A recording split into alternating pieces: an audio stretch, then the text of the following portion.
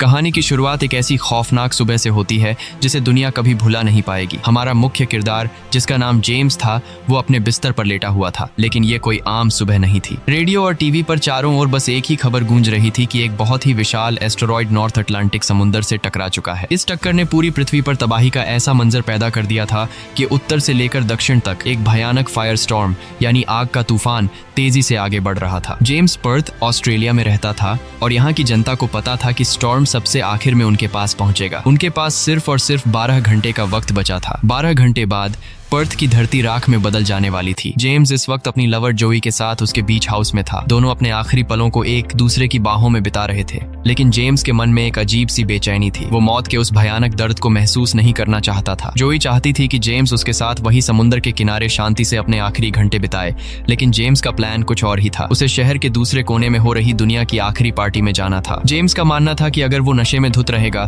तो उसे आग की जलन और मौत का एहसास नहीं होगा। इसी बहस के बीच जोई ने जेम्स को वो राज बता दिया जिसे सुनकर कोई भी दंग रह जाता। जोई ने कहा कि वो प्रेग्नेंट है। जेम्स ये सुनकर सन्न रह गया। एक पल के लिए वो रुका, लेकिन फिर गुस्से और डर ने उसे घेर लिया। उसने जोई को डांटा कि उसने ये बात अभी क्यों बताई, जब उनके पास अपने बच्चे को देखने का कोई मौका ही नहीं बचा है। जोई की आंखों में आंसू थे, पर जेम्स ने अपना मन बना लिया था। वो उसे अकेला छोड़कर अपनी कार लेकर निकल पड़ा। सड़कों पर निकलते ही जेम्स को एहसास हुआ कि कानून और इंसानियत दोनों दम तोड़ चुके हैं। रेडियो पर लगातार खबरें आ रही थीं कि अमेरिका और यूरोप का नामो निशान मिट चुका है और आग का तूफान अब ऑस्ट्रेलिया की ओर बढ़ रहा है। सड़कों का नजारा इतना घिनौना था कि जेम्स भी कांप उठा। जो लोग कभी कानून से डरते थे, वे अब खुलेआम लूटपाट और कत्ल कर रहे थे। चारों ओर लाशें बिखरी पड़ी थीं। कोई अपने ही घर को जला रहा था तो कोई सरेआम दरिंदगी कर रहा था। जेम्स ने देखा कि लोग अपनी बरसों की खूनक निकाल रहे थे। इस अराजकता के बीच जेम्स बस अपनी कार भगा रहा था और साथ ही शराब पी रहा था ताकि उसे बाहरी दुनिया का होश न रहे। तभी अचानक एक जगह रास्ता बंद मिला। जेम्स ने जैसे ही कार रोकी, एक सरफिरा आदमी जिसके हाथ में तेज धार वाला हथियार और मशाल थी,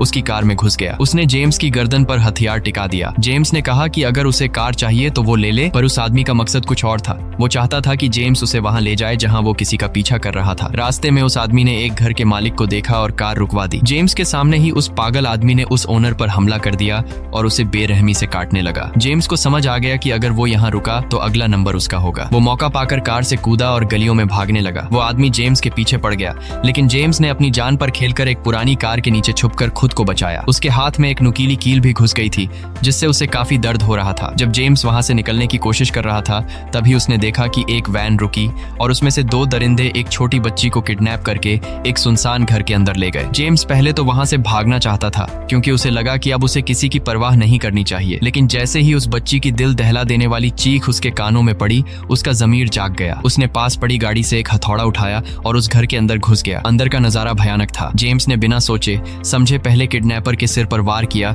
और उसे ढेर कर दिया। तभी दूसरे किडनैपर ने जेम्स पर हमला कर दिया और उसका गला दबाने लगा। वो जेम्स को लालच देने लगा कि वो बच्ची को उसके साथ भी शेयर कर लेगा, पर जेम्स को अब सिर्फ नफरत महसूस हो रही थी। उसने अपनी पूरी ताकत लगाकर उस आदमी का सिर फोड़ दिया। बच्ची को आजाद करने के बाद जेम्स उसे बाहर ले आया। वो बच्ची बहुत डरी हुई थी और जेम्स पर भरोसा नहीं कर पा रही थी। उसका नाम रोज था। रोज ने बताया कि वो अपने डैड से अलग हो गई है और उसे किसी भी हाल में आंट जेनिस के घर पहुंचना है, जहां उसका पूरा परिवार इकट्ठा हो रहा है। जेम्स के सामने अब एक बड़ी दुविधा थी। उसका अपना वक्त खत्म हो रहा था, उसे पार्टी में जाना था और वैन का फ्यूल भी लगभग खत्म होने वाला था। रोज बार बार कह रही थी कि उसके डैड ने वादा किया था कि जब तूफान आएगा तो वे साथ रहेंगे। जेम्स को लगा कि शायद रोज के डैड अभी भी उसी जगह उसका इंतजार कर रहे होंगे जहां वे बिछड़ गए थे। वे उस पुरानी जगह पहुंचे, पर वहां कोई नहीं था। रोज ने जेम्स को अपने डैड की फोटो दिखाई और अपनी माँ के बारे में बताया कि वो पहले ही मर चुकी है। अब जेम्स के पास रोज को छोड़ने का कोई रास्ता नहीं था, क्योंकि इस दरिंदों से भरी दुनिया में वो बच्ची अकेली नहीं बच पाती। रोज को उस सुनसान सड़क पर अकेला न पाकर जेम्स के मन में एक अजीब सी कश्मकश शुरू हो गई थी। एक तरफ उसे मौत का डर सता रहा था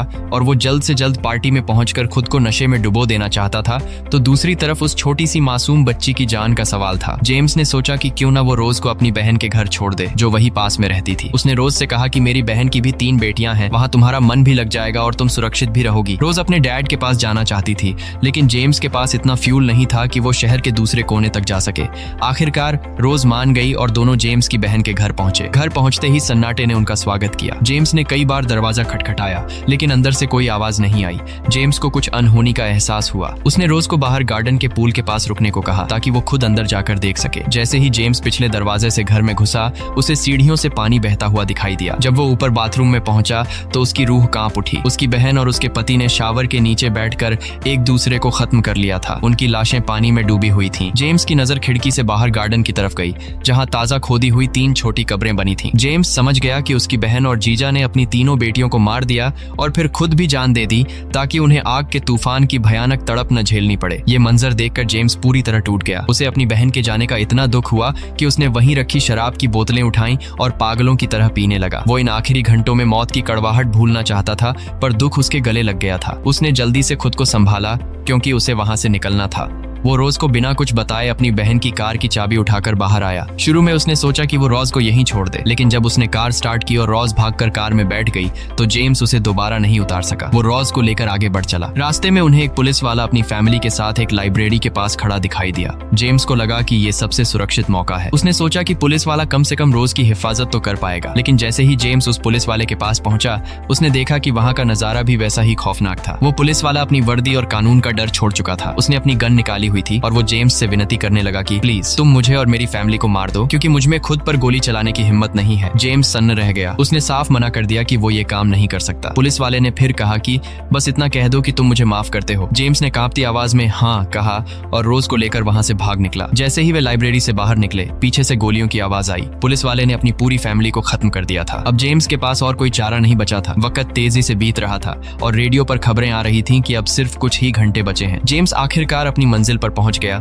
जहां दुनिया की आखिरी पार्टी चल रही थी। ये जगह लोहे के बड़े गेट्स और ऊंची दीवारों से सुरक्षित थी ताकि बाहर की गंदगी अंदर न आ सके। पार्टी का होस्ट जेम्स का पुराना दोस्त फ्रेडी था। फ्रेडी ने जेम्स का स्वागत किया, लेकिन जैसे ही जेम्स अंदर पहुंचा, वहां का माहौल देखकर वो दंग रह गया। वहां कोई गम नहीं मना रहा था, बल्कि हर कोई पागलों की तरह नाच रहा था और नशा कर रहा था। कहीं रशियन रूलेट का खूनी खेल चल रहा था, जहां लोग अपनी कनपटी पर बंदूक रखकर ट्रिगर दबा रहे थे, तो कहीं लोग ड्रग्स के ओवरडोज से मरे पड़े थे। जेम्स अपनी दूसरी गर्लफ्रेंड विकी को ढूंढने लगा। विकी उसे पूल के पास मिल गई। जेम्स ने रोज को एक कोने में बैठने को कहा और खुद विकी के साथ अंदर चला गया। विकी अपनी आखिरी इच्छाएं पूरी करना चाहती थी, लेकिन जेम्स का मन अब इन सब चीजों में नहीं लग रहा था। उसने विकी को अपनी बहन की मौत के बारे में बताया, लेकिन विकी को कोई फर्क नहीं पड़ा। वो बस एंजॉय करना चाहती थी। विकी ने जेम्स को एक गुप्त बंकर दिखाया जिसे फ्रेडी ने बनवाया था। विकी को लग रहा था कि वे इस बंकर में छुपकर बच जाएंगे, लेकिन जेम्स जो हकीकत जानता था, उसने विकी का वो भ्रम तोड़ दिया। उसने कहा कि आग का तूफान इतना ताकतवर है कि वो जमीन के अंदर तक सब कुछ राख कर देगा। ये बंकर सिर्फ एक खिलौना है, मौत से बचने का रास्ता नहीं। विकी ये सुनकर पागल हो गई। उसे अपनी मौत सामने दिखने लगी और वो जेम्स पर चिल्लाने लगी। इसी बीच पार्टी में मौजूद एक संकी औरत जिसका नाम सारा था, वो रोज के पीछे पड़ गई। उसे लग रहा था कि रोज उसकी खोई हुई बेटी मैंडी है। सारा ने रोज को धोखे से नशे की गोलियां खिला दी ताकि वो उसे अपने साथ रख सके। जब जेम्स वापस हॉल में आया तो उसने रोज को फर्श पर गिरते और उल्टियां करते देखा। रोज की हालत बहुत खराब थी। जेम्स को एहसास हुआ कि उसने रोज को यहाँ लाकर बहुत बड़ी गलती कर दी है। वो रोज को गोद में उठाकर वहां से निकलने लगा, तभी फ्रेडी और सारा ने उनका रास्ता रोक लिया। फ्रेडी ने जेम्स पर बंदूक तान दी क्योंकि विकी ने उसे उकसाया था कि जेम्स उसे छोड़कर जाना चाहता है। पार्टी के अंदर का माहौल अब पूरी तरह से जानलेवा हो चुका था। फ्रेडी अपनी गन जेम्स पर ताने खड़ा था और सारा पागलों की तरह चिल्ला रही थी कि रोज उसकी बेटी है। जेम्स की हालत खराब थी क्योंकि एक तरफ विकी उसे नहीं जाने देना चाहती थी और दूसरी तरफ रोज नशे की गोलियों की वजह से होश खो रही थी। तभी विकी ने एक चौंकाने वाला कदम उठाया। उसने फ्रेडी के हाथ से गन छीन ली और सीधा सारा के सीने में गोली मार दी। सारा वहीं ढेर हो गई। विकी ने जेम्स की ओर देखा और उसे वहां से तुरंत भाग जाने को कहा। जेम्स ने एक पल भी बर्बाद नहीं किया। उसने रोज को अपनी गोद में उठाया और उस पागलपन भरी पार्टी से बाहर की तरफ दौड़ पड़ा। लेकिन बाहर की गलियां अब और भी भयानक हो चुकी थीं। सड़कों पर गाड़ियों का ऐसा जाम लगा था कि कार निकालना मुमकिन नहीं था। जेम्स रोज को गोद में लेकर पैदल ही गलियों में भागने लगा। उसे किसी भी हाल में रोज को सुरक्षित जगह पहुंचाना था। भागते भागते उसे एक टैक्सी खड़ी दिखी जिसका ड्राइवर पास ही किसी काम में मशगूल था। जेम्स ने मौका पाकर वो टैक्सी चालू की और रोज को लेकर वहां से निकल गया। रोज की हालत बिगड़ती जा रही थी। उसे तुरंत आराम और देखभाल की जरूरत थी। जेम्स ने सोचा कि शहर के इस हालात में उसकी अपनी माँ का घर ही सबसे करीब और सुरक्षित है। जेम्स और उसकी माँ के रिश्ते सालों से खराब थे। उनके बीच पुरानी कड़वाहट थी जिसकी वजह से जेम्स कभी घर नहीं लौटता था। लेकिन आज मौत के सामने वो सारी कड़वाहट छोटी पड़ गई थी। जब जेम्स माँ के घर पहुंचा तो माँ ने बिना कोई सवाल पूछे उसका स्वागत किया। माँ ने रोज की देखभाल की और उसे बिस्तर पर लिटाया। जेम्स अपनी माँ को देखकर भावुक हो गया। माँ उससे बार बार उसकी बहन के बारे में पूछ रही थी कि मैं उसके घर गई थी पर उसने दरवाजा क्यों नहीं खोला। जेम्स के पास सच बोलने की हिम्मत नहीं थी। वो अपनी माँ को ये बताकर उनके आखिरी घंटे बर्बाद नहीं करना चाहता था कि उनकी बेटी और पोतियां अब इस दुनिया में नहीं हैं।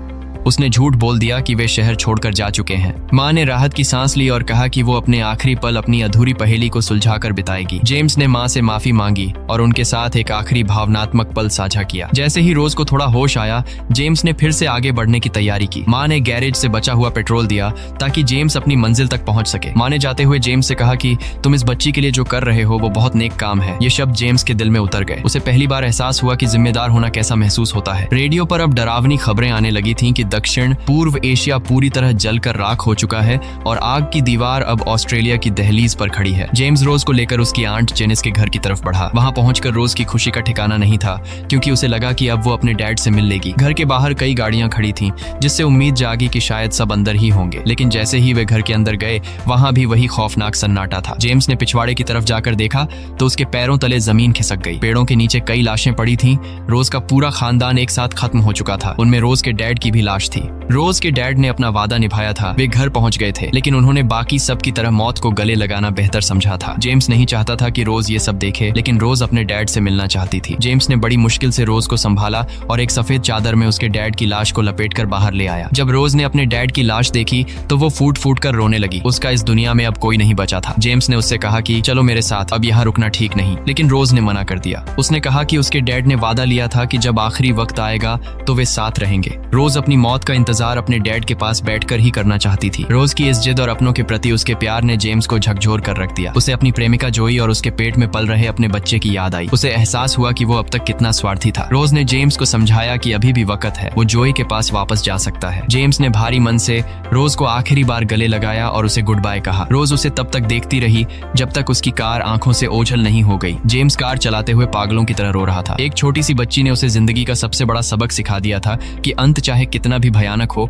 अपनों का साथ छोड़कर भागना सबसे बड़ी कायरता है। अब जेम्स को सिर्फ एक ही धुन सवार थी, किसी भी तरह जोई तक पहुंचना। जेम्स अब अपनी कार को उसकी पूरी रफ्तार पर भगा रहा था। उसके पास वक्त बहुत कम था और रास्ता बहुत लंबा। शहर के एक कोने से दूसरे कोने तक का ये सफर अब उसकी जिंदगी की सबसे बड़ी जंग बन चुका था। रेडियो पर अब कोई गाना या खबर नहीं आ रही थी, बस एक सायरन जैसी आवाज गूंज रही थी जो इशारा दे रही थी कि अब गिनती के मिनट बचे हैं। जेम्स के दिमाग में बार बार जॉय का चेहरा और उसका वो आखिरी बार किया गया रोमांस घूम रहा था। उसे पछतावा हो रहा था कि उसने उस वक्त जॉय की बातों को अनसुना क्यों कर दिया। जैसे जैसे वो आगे बढ़ रहा था, बाहर का तापमान तेजी से बढ़ने लगा था। आसमान का रंग नीला नहीं बल्कि गहरा नारंगी और लाल होता जा रहा था। तभी अचानक एक जोरदार आवाज के साथ जेम्स की कार का इंजन जवाब दे गया। अत्यधिक गर्मी की वजह से कार का रेडिएटर फट चुका था और बोनट से धुआं निकलने लगा था। जेम्स ने कार स्टार्ट करने की कोशिश की, लेकिन इंजन पूरी तरह जाम हो चुका था। अब उसके पास सिवाय भागने के और कोई रास्ता नहीं बचा था। वो कार से बाहर निकला और हाईवे पर जोई के घर की दिशा में दौड़ने लगा। गर्मी इतनी ज्यादा थी कि उसकी त्वचा जलने लगी थी और सांस लेना मुश्किल हो रहा था। उसने रास्ते में देखा कि कुछ लोग घुटनों के बल बैठकर प्रार्थना कर रहे थे तो कुछ बस चुपचाप आसमान की ओर देख रहे थे। जेम्स बिना रुके भागता रहा। उसका जिस्म थक चुका था, लेकिन उसके मन की जिद उसे गिरने नहीं दे रही थी। वो गिरता, संभलता और फिर भागने लगता। उसे हर हाल में जोई से माफी मांगनी थी और उसके साथ आखिरी पल गुजारने थे। आखिरकार वो हांफते हुए उसी बीच हाउस के करीब पहुंचा जहां से उसने अपनी यात्रा शुरू की थी। घर के अंदर का नजारा बदला हुआ था। खिड़कियों के कांच गर्मी से चटक रहे थे। जेम्स ने चिल्लाकर जोई का नाम पुकारा, लेकिन अंदर कोई नहीं था। वो पागलों की तरह हर कमरे में गया, पर जोई वहां नहीं मिली। तभी उसकी नजर समुद्र की लहरों की तरफ गई। बाहर का नजारा रोंगटे खड़े कर देने वाला था। क्षितिज पर जहां समुद्र और आसमान मिलते हैं, वहां एक विशालकाय आग की दीवार खड़ी हो गई थी। ये कोई मामूली आग नहीं थी, ये वो फायर स्टॉर्म था जो पूरी दुनिया को निगल चुका था और अब ऑस्ट्रेलिया की बारी थी। जेम्स ने देखा कि जोई समुद्र के किनारे रेत पर अकेली खड़ी है और उस मौत की दीवार को देख रही है। जेम्स दौड़कर उसके पास पहुंचा। जोई ने जैसे ही पीछे मुड़कर जेम्स को देखा, उसकी आंखों में गुस्सा और दर्द दोनों साफ झलक रहे थे। उसने जेम्स को पास आने से मना कर दिया। वो अब भी इस बात से टूटी हुई थी कि जेम्स ने उसे और उनके आने वाले बच्चे को इतने बड़े संकट में अकेला छोड़ दिया था। जेम्स उसके सामने रोने लगा। उसने चीखते हुए कहा कि उसे अपनी गलती का एहसास हो गया है। उसने बताया कि कैसे एक छोटी सी बच्ची ने उसे ये सिखाया कि अपनों का साथ क्या होता है।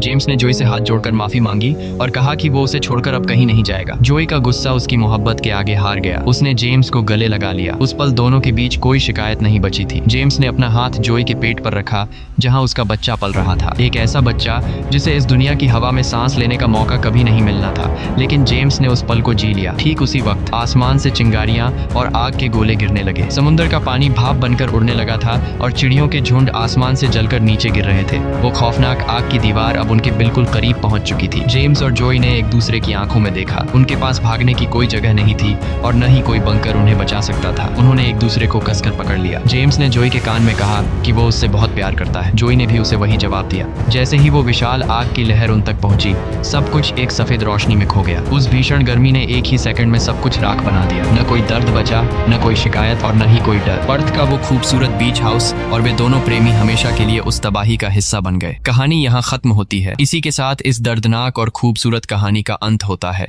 अगर आपको ये वीडियो अच्छी लगी हो तो हमारे चैनल को सब्सक्राइब और वीडियो को लाइक जरूर कीजिएगा।